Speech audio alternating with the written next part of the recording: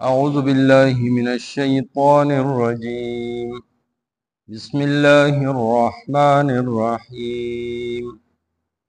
إن المتقين في جنات وعيون ادخلوها بسلام آمنين. ونزعنا ما في صدورهم من غل إخوانا على سرر متقابلين لا يمسهم فيها نصب وما هم منها بمخرجين.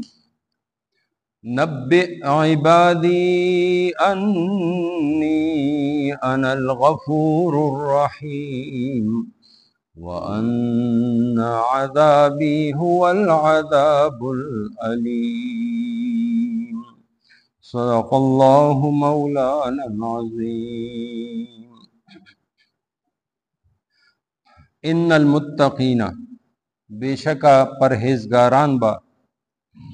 فی جنات فباغنو وعیون او چینو کی وی ادخلوها تاسو داخل شی پدې کې بسلام بسلامتیا سرا آمینین فامن سرا ونزعنا او مونږ به وباسو ما اغس فی صدورهم چې د دوی په سینو کې دوی من غل د کینینا اخوانا وی بدای رونا رونا علی سرورن فتختنوا ناست متقابلین یو بلتا مخامخ لا یمسهم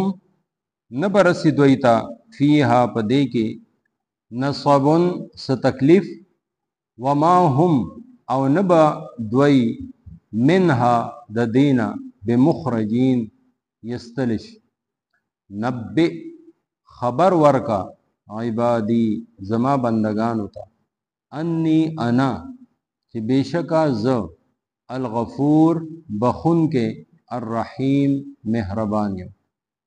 وان عذابی او بیشک زما عذاب هو العذاب العلیم هم دا عذاب درد ورکون کے سورہ حجر سلورمی رکو لنبانی 15 آیتون دی 45 نمبر آیت نواخلے 50 نمبر آیت پورے برا د ابلیس دا هغه د دشمنای دا هغه قسم چې زبا بنی آدم بیلار کولو پورا کوشش کوم دا غي تذکرہ وا نو اغه سرا الله رب العزت دا هغه خبره هغه هم نقل کړه چې الا عبادک منهم المخلص ستا چې کوم منتخب خلق دي ستا مخلص خلق دي اخلاص والا خلق دي چې ستا د رضا د پاره کار کوونکي هغه باندې زما زور نه چي وي شیطان وای چې ما انسان په ګناهونو هلاک او وی زه اغای په توبې سره هلاک کله چې انسان توبه وباسي شیطان وی زه دې هلاک نو دا الله رب العزت د انسان د پاره مسلمان د پاره دومره لوی لار او دومره لوی دروازه کولاو ساتلې ده چې دا غي د وجه د شیطان د سونو کالا هغه مهنت سکندونو کې بالکل ختم شي. وہی حضرت عمر رضی اللہ تعالیٰ عنہ گشت کو لارہ کے روان یو نوجوان اولی دا را روان دے ولاس کی بوتل دے آپ اخفل مستائی کی را روان خوچی دا حضرت عمر رضی اللہ تعالیٰ عنہ روب دا سو هغه نه خو شیطان هم تقتیده انسان بیا څه شي حدیث شریف کې راځي اے عمره چې ته په کومه لار ځې شیطان هغه لار پرېږدي نو دغه نوجوان زړه کې خو یاره پیدا شي فورا بوتل یې د خپلې شا سره چې نو داسې پټولو کوشش یې وکړو حضرت عمر خو لرې نه ولیده وی بچې د لاس کې د څه دي جی بوتل دی بوتل کې څه دي د دې جواب ورکولو کې سکندونه ولګېدل امیر المؤمنین دی کې سرکه ده او دغه دوران د زړه نه یو आवाज اوخته چې یا الله توبه مې بیا به نه کوم امیر المؤمنین په مخ کې مې ملامت نه کی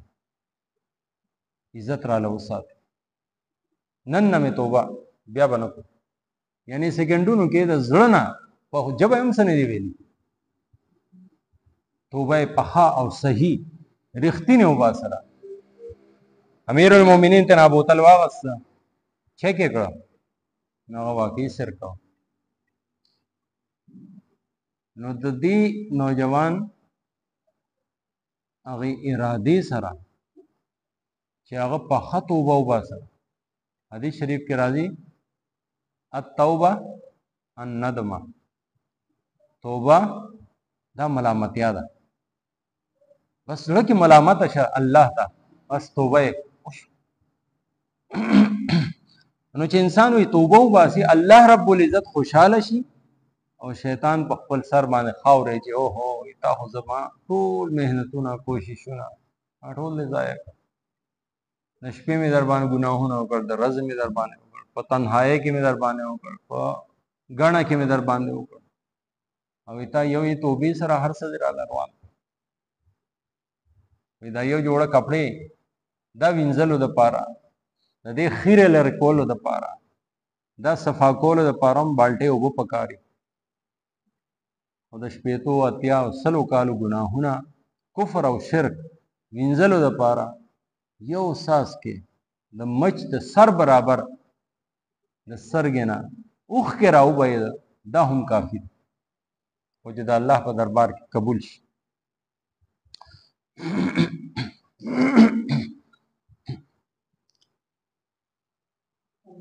نو بیا د دې مقابله کې هغه خلک چې صراط مستقیم نه جدا دي او گمراه دي او دې گناهونو کې هغه دومره مخکې لاړل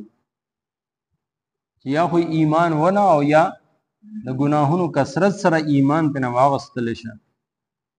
دې د پاره الله تعالی وی چې من تباک من الغاوین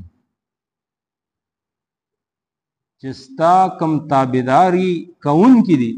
هغه گمراهان او دغه گمراهانو د پاره مونږه دوزخ خله چې دغه دوزخ و دروازې دي او د هر دروازې د پاره کسان مختص دي چې دې دروازې کې ودا دا ګناه کون کی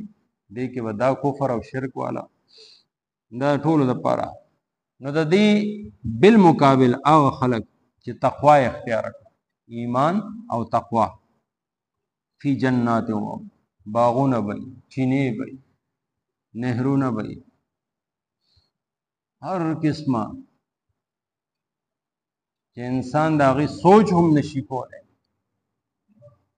نعمتونه بی او داسې نعمتونه چې هر لمحه به سیوا کی او داسې نعمتونه چې هیڅ چره هم د زایل کېدو د ضایع کېدو د ختمېدو د روکېدو د تختیدو د چا د اغستو هیڅ قسمه یاره نشي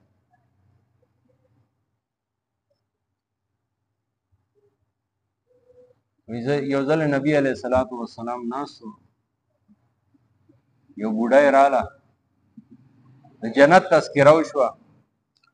نبی علیہ السلام مزاح کې ارشاد فرمایل جنت توبه بوډایګان نه زی هغه زنانه په جړا شو خپش نبی علیہ السلام فوراً ارشاد فرمایل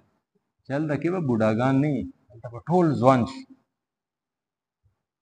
هلته به ته هم داخلېږي د ځوانۍ په شکل کې، د ځوانۍ په حالت کې. نو هلته کې داسې ځواني ده چې هېڅ چېرې ختمېدونکې ده. دا ګیره برید چې دلته دي دا خو د الله د طرف نه یو امتحان دی، هلته کې دا هم نشته. قد به د آدم علیه السلام په شان، आवाज به د داود علیه السلام په شان، حسن و جمال د یوسف علیه السلام په شان. هیڅ چره به نه بیماری، هیڅ چره به نه بوډا کی. دلدرال لا یمسهم فیها نصب، هیڅ قسمه تکلیف بنی الله. وما هم منها بمخرجین، نه به تنه چرته جدا کی، نه به د جنت نه یستلش، بلکې پوخ وارث پي. د دنیا نعمت خو نیمګړی دی. انسان ټول عمر د وارثانو مال د هغې حفاظت کوي، او آخر یو ورځ یا تینا مال جدا شي یا دی تنه جدا شي. د جنت چې څوک وارث شه هلته وراثت نه ختمي، بل ته نه منتقل کی. او دې ځای کې الله رب العزت ارشاد فرمایي چې ادخلوها،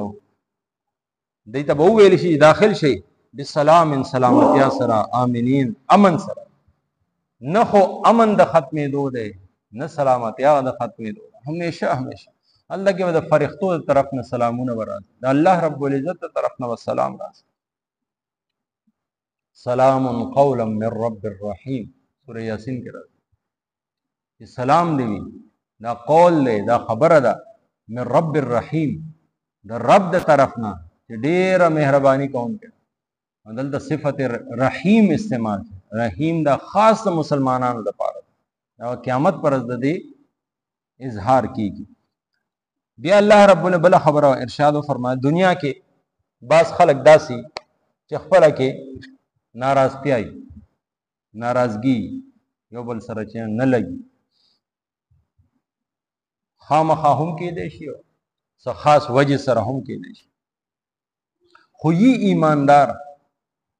د دې د نحوست د وجې ایمان ته نه نیتلی، یعنی دی مخلص ای، دی وی زه په حق یم،